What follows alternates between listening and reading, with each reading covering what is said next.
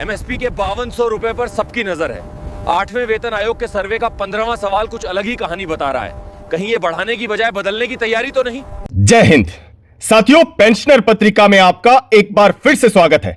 आज हम एक ऐसे गंभीर मुद्दे पर बात करने वाले हैं जो सीधा आपकी जेब, आपके सम्मान और आपके भविष्य से जुड़ा है। साथियों, क्या सैनिकों और पेंशनर्स का सबसे बड़ा अधिकार मिलिट्री सर्विस पे हमेशा के लिए बंद होने वाला है?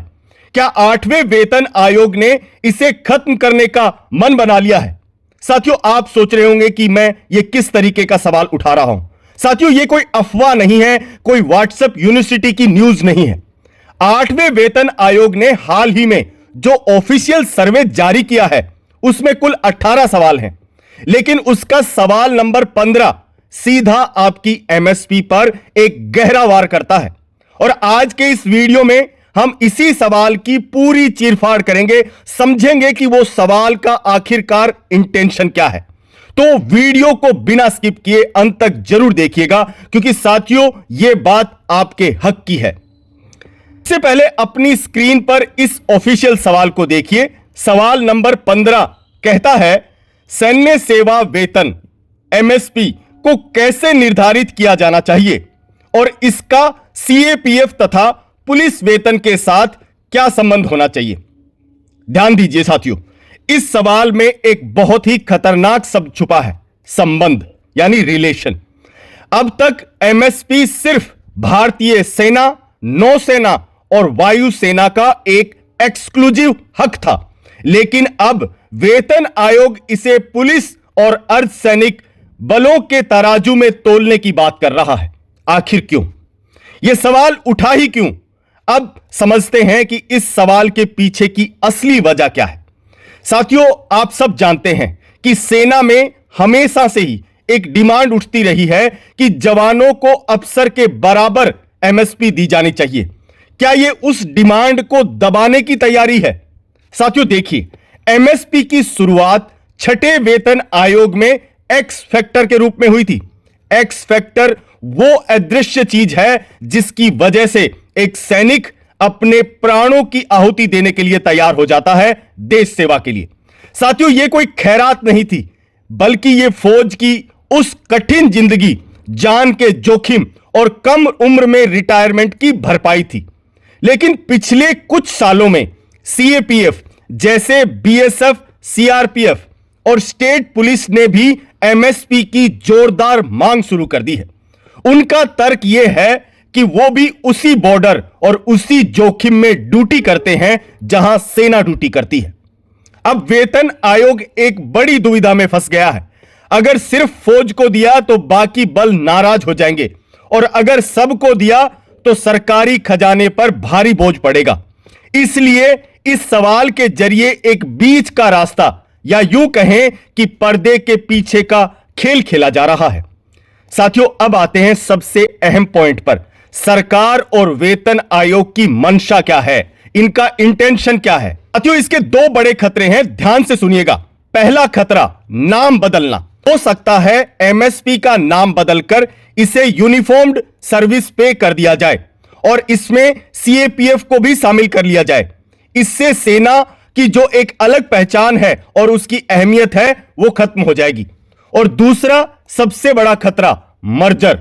सरकार एमएसपी को रिस्क एंड हार्डशिप अलाउंस के साथ मर्ज कर सकती है। साथियों, अगर ऐसा हुआ तो यह आपकी बेसिक पे का हिस्सा नहीं रहेगा, मतलब इसके ऊपर आपको डीए नहीं मिलेगा, और रिटायरमेंट के बाद आपकी पेंशन में भी बहुत बड़ा फर्क आ जाएगा।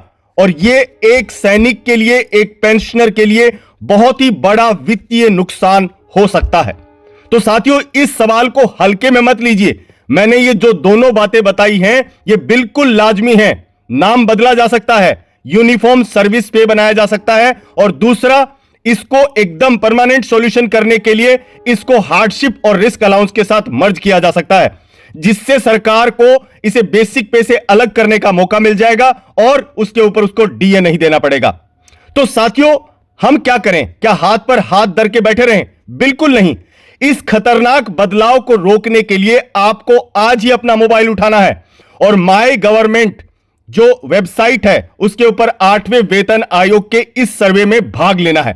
अपने मोबाइल नंबर से ओटीपी के जरिए लॉगिन कर सकते हो, बहुत ही आसान है। साथियों, जब आप सवाल नंबर 15 का जवाब देंगे तो साफ शब्दों में लिखिए आपको क्या लिखना है, आपको वेतन आयोग को क्या बताना है। पहला पॉइंट, एमएसपी कोई साधारण रिस्क अलाउंट नहीं है, यह मिलिट्री एथोस और अर्ली रिटायरमेंट का हर्जाना है, ऐसा वेतन आयोग को आपको बताना होगा। दूसरा, इसकी तुलना किसी भी सिविल या पुलिस ड्यूटी से नहीं की जा सकती। और तीसरा, इसे बरकरार रखा जाए और 8वें वेतन आयोग में इसे बढ़ाया जाए। साथियों, याद रखिए, जवाब सबमिट करने की आखिरी तारीख 16 मार्च है, जो कि बहुत नजदीक है। आपकी चुप्पी का नुकसान आपको और आपके परिवार को उठाना पड़ सकता है। साथियों, यह तो सिर्फ सवाल नंबर 15 की कहानी थी। इस पूरे सर्वे में ऐसे 18 सवाल हैं और हर सवाल के पीछे एक बहुत गहरी मंशा छिपी है, जो सीधे तौर पर आपके भविष्य की पेमेंट और आपकी पेंशन तय करेगी। साथियों, क्या आप चाहते हैं कि मैं इस सर्वे के बाकी सभी सवालों को भी इसी तरीके से एनालाइज करके आसान भाषा में आपके सामने पेश करूं, ताकि आप आसानी से समझ पाएं कि इसके पीछे सरकार का असली मकसद क्या है और उसका सटीक जवाब कैसे देना है, ताकि आने वाला 8वां वेतन आयोग आपकी और हमारी उम्मीदों पर बिल्कुल खरा उतरे। अगर हां तो अभी कमेंट बॉक्स में मुझे यस लिखें और बताएं आप क्या चाहते हैं।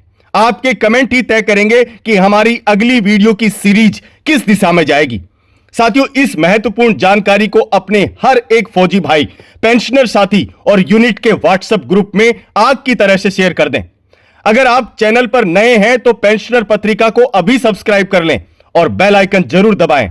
साथियों, मिलते हैं अगली महत्वपूर्ण रिपोर्ट के साथ। तब तक के लिए जय हिंद, जय भारत, जय भारतीय सेना।